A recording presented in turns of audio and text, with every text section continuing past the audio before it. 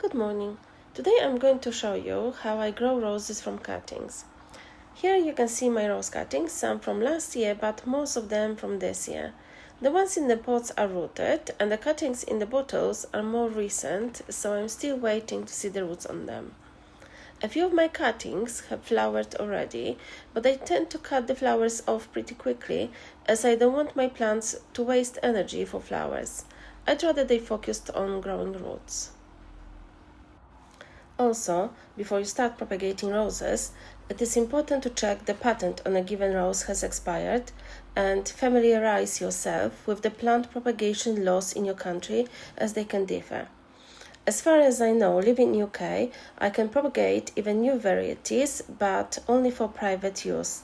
I can't sell, swap or give them to anyone, so as long as they don't leave my property, it is okay. But in other countries, the laws on that might be stricter, so it's always better to check. I normally take my semi-hardwood cuttings after the first flush and after the second flush, no later than beginning of September, as I want them to have enough time to root before the winter. I try to cut the stems from my cuttings in the morning, as I've heard that's the best time of the day, as the plant is fully hydrated and at the peak of its energy.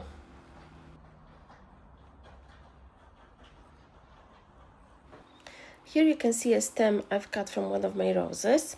It is quite long, so I think I can use it to make 3 cuttings. As my rooting medium, I use cocoa coir or potting mix available in my garden center.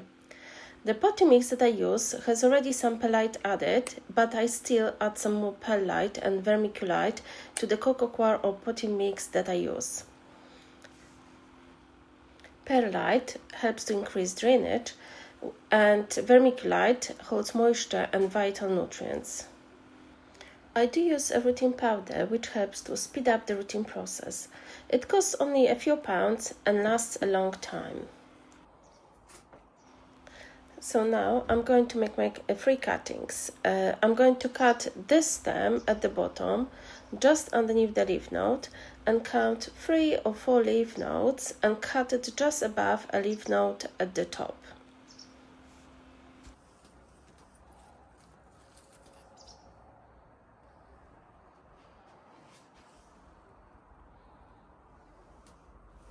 So we cut here just underneath this leaf, and then I go up the stem counting my 3 or 4 leaves, and then I will cut here just above this leaf for my first cutting. And then I will cut the rest of the stem to make 2 more cuttings. Now I will strip the leaves, leaving only the top one, which I trim a little bit to reduce the water loss, and I don't want my cutting to waste its energy to feed big leaves. Sometimes, if I have time, I will scrape the bottom of the cutting, as you can see here, but not always I do it. And I never remove the thorns. I dip the bottom of the cutting in the rooting powder before I put it in the potting mix or cocoa coir mixed with some perlite. The cocoa coir you can see here is already watered. I like to put my cuttings in the bottles that I cut the tops off so that I can see the roots growing. It takes about 6 to 8 weeks for the cuttings to root and show some new growth. I make sure the potting mix is damp by watering it every few days as needed. I keep the cuttings in the sheltered, shady area outside. Once I see the roots or new growth coming after 2 months, I take the cuttings out of the bottle and plant them in the separate pots filled with compost.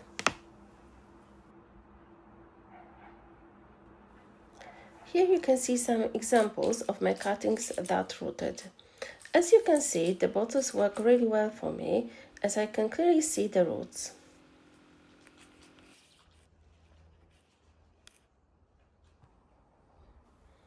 Some roses are easier to root. Old-fashioned heirloom roses, shrub roses, and climbing or rambling roses are the easiest to propagate from stem cuttings.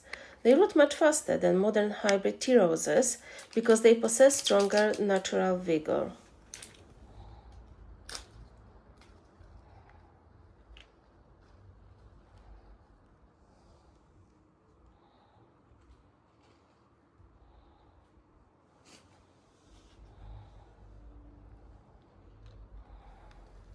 Here you can see some examples of what the roots may look like after about 8 weeks.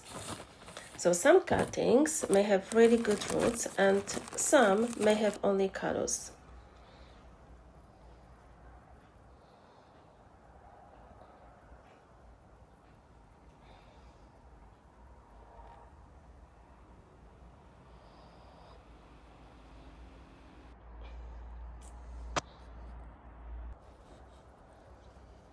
So this cutting has got a little bit of callus at the bottom. So I'm going just to put it back in the coco coir and give it a couple more weeks.